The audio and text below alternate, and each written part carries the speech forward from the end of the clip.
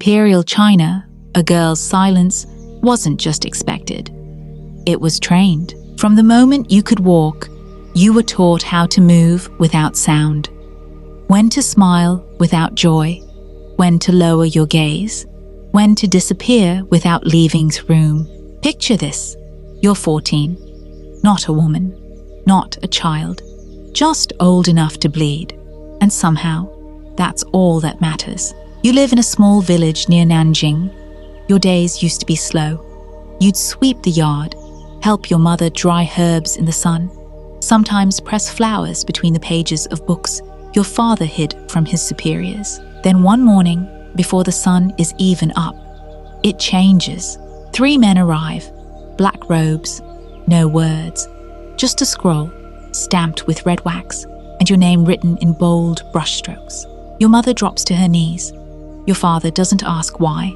He just bows. You don't cry. You don't scream. You're told to wash. The water is cold and rushed. Strangers scrub your skin raw, oil your hair into a tight knot that gives you a headache before the carriage even arrives. They put you in red silk you've never earned and shoes you can't walk in. A woman ties your sash so tight you can barely breathe. She doesn't look at you when she says it. Don't cry. The palace hates stains. Then the cart moves. You're not allowed to speak. You're not allowed to ask where you're going. But everyone knows. Beijing, the Forbidden City, the Emperor's Court. You're going to be tested. You ride in silence for days. When you sleep, it's on wood. When you dream, it's of home. When you wake, the drums are closer. By the time you see the red walls of the Forbidden City, you're already tired in a way that doesn't feel like sleep can fix. The gates are bigger than your whole village.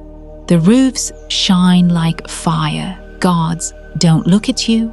Servants don't speak to you. You're just one of many now. Another girl in red with her name burned out behind her. They march you through the gate of heavenly purity. The floor is smooth white jade. You don't even feel your footsteps. Inside, the air smells like ash and silence. You're led down a corridor so narrow, it feels like the palace is swallowing you whole. You pass rooms, you hear splashing water, cloth tearing, a girl's voice breaking. No one flinches. They stop you outside a small room with yellow curtains and low candles. An old woman steps out. Her eyes move over you like you're something on a table at the market. She doesn't ask your name. She just nods. She'll do. You don't know what that means. You're too scared to ask. You're not a daughter anymore. You're not a girl. You're a body waiting to be judged. And this isn't the start of your life. It's the start of the test. They don't tell you what's next. They don't have to. You're told to undress. Not asked, told. In a room full of strangers, you pull off the red silk that never belonged to you. The air is cold. The silence is worse. The old woman from before gestures once, and a eunuch steps forward. He doesn't speak. He doesn't need to. He grabs your arms and turns you like you're a jar someone's inspecting. You flinch. He doesn't care. Around you, other girls stand just as still. No one meets your eyes. No one says a word. You're not the only one being prepared. They bathe you in wooden tubs filled with cold water. The older women scrub your body like they're trying to erase something. Your skin burns. Your scalp aches. They scrub under your arms, behind your ears, between your legs. You wince, and someone slaps your shoulder. Stay still, one of them says. The emperor doesn't like dirt. They cut your nails to the skin. They scrape your feet until they bleed. They pull lice from your hair and smear crushed pearl on your face to make it paler. Your lips are painted red. Your wrists are rubbed with sweet oils that make your stomach turn. You don't know if you're being cleaned or disguised. They don't explain anything. Not what's happening. not what's coming. Just task after task, like you're a tool being polished, not a person being prepared. When they're done scrubbing, they bring out the robes, silk, pale blue, stiff, identical. None of them fit. You're handed one, no choice, no questions. You put it on, it clings to your wet skin. Around your waist, they tie a red sash. Not gold, not white, red. That means untested. They tie it tight, so it won't fall off during what's next. You're led into a long corridor lined with bronze mirrors. You catch a glimpse of yourself. The reflection doesn't look like you. She looks older, smaller, gone. The mirrors end, but the hallway doesn't. The further you walk, the quieter it gets. Then a bell rings. Soft, but sharp. You stop. Another girl is called. She stands, walks forward. The rest of you kneel. No talking, no moving, no crying. Not even when the girl screams behind the door. You try not to listen. You try not to breathe. This part, they call it preparation, but it's not. They're not preparing you for anything. They're removing who you were, your home, your name, your voice, and leaving only your body behind.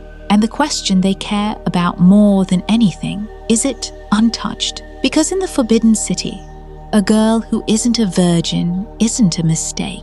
She's a threat, and no emperor wants a threat in his bed. You've been kneeling for so long, your knees are numb, your back aches, your mouth is dry. The red sash around your waist feels tighter with every breath. Girls have been called one by one. Some return, some don't. No one talks about the ones who don't. You try not to count, but you do. You hear the bell again, and this time, it's your name. A eunuch steps into the corridor, scroll in hand. His voice is flat. He doesn't look at you. He turns and walks. You follow, because what choice do you have? The hallway is narrow. The lanterns flicker against red silk walls. You pass another eunuch carrying a folded cloth. It's stained with blood. He doesn't stop, doesn't blink, just keeps walking. Your stomach twists. You stop outside a door taller than anything you've seen. It's black, lacquered, heavy. When it opens, the smell hits you first. Not perfume, not blood. Something old, rotten, like incense and fear. Inside, the room is quiet. Too quiet. There's a mat on the floor, a low wooden table. An old woman sits behind it. Her face is blank. Her hands are steady. Beside her, another eunuch with a brush and a scroll. You realize he's here to write down what she finds. The woman doesn't greet you, doesn't ask your name. Lie down. That's it. Just that. You hesitate. She doesn't repeat herself. You lie down. The mat scratches your back. Your arms shake. Your robe clings to your skin. You want to close your legs, but you know better. The woman kneels beside you. She lifts your robe. No warning, no kindness. She touches you like she's checking a wound. Cold hands, no eye contact. You stare at the ceiling. It's cracked. You start counting the lines. 1, 2, 3. Minimal resistance, she mutters. Hymenael Ridge present. No signs of trauma. You don't even know what those words mean. But the eunuch writes them down, and you realize this is what you are now. A body, a checklist. Then she takes out the cloth. White, clean. She presses it between your legs. You freeze. You know what she's looking for. Blood. Not proof of pain, proof of purity. But what if your body doesn't bleed? What if this whole thing is just a lie, built on a piece of stained fabric? You can't ask. You can't speak. You wait. She checks the cloth. No stain. She nods once. Acceptable. That's it. Not you passed. Not you're safe. Just a word that means you get to stay. You're not praised. You're not comforted. The eunuch steps forward, unties your red sash, replaces it with another, gold and white. The others will know what it means. You passed. You're untouched. You're fit to be seen by the emperor.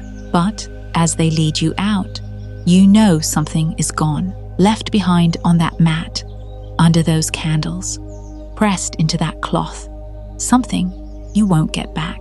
You pass the test, not with pride, not with joy, just with silence. That night, they moved you to another wing. The halls are quieter here, softer carpets, better food. No smiles. The gold and white sash still wraps around your waist, like proof. But it feels more like a warning. You sit with other girls who have passed. No one talks. You all stare at your tea bowls, like they might explain what comes next. You hear whispers about the ones who didn't pass. Some were sent home in silence. Some never made it out of the test room. One girl, they say, tried to run. The guards found pins hidden in her sleeves. They dragged her away. No one saw her again. And now you wait. Because passing the test doesn't mean you're chosen. It just means you're still trapped. The days blur. You learn palace rules. How to bow without showing your neck. How to walk like you don't exist.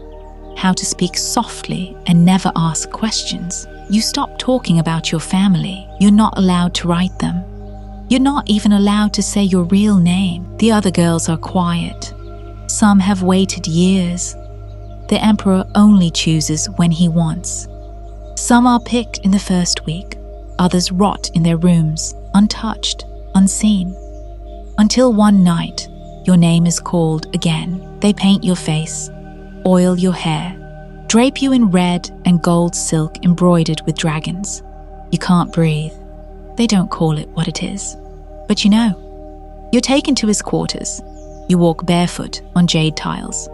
The palace feels darker than usual. You kneel. You don't speak. You don't look up. He says nothing at first. Then he asks your name. Not the real one, the palace one. He studies you like furniture. And when he finally touches you, it's not with anger. It's worse, with indifference. You do what they trained you to do. You don't flinch. You don't cry. You just stop being there. When it's over, he turns away. You may go. That's all. No praise, no comfort, just emptier silence.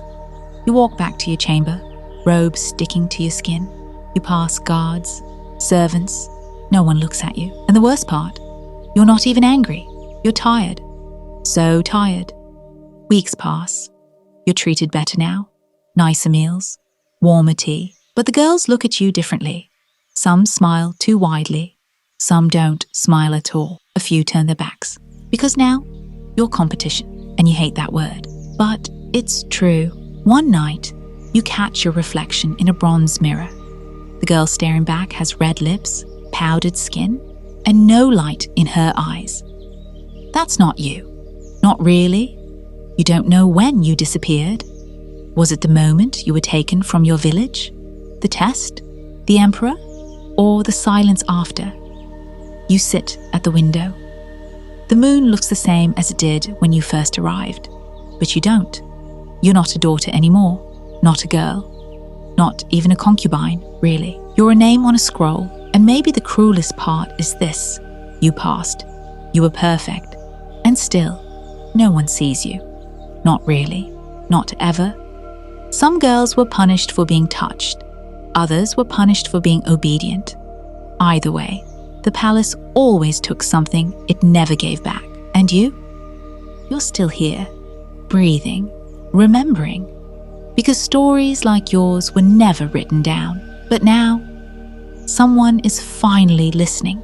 If this haunted you, like, share, and subscribe to keep her memory alive. Because the past didn't whisper, it bled.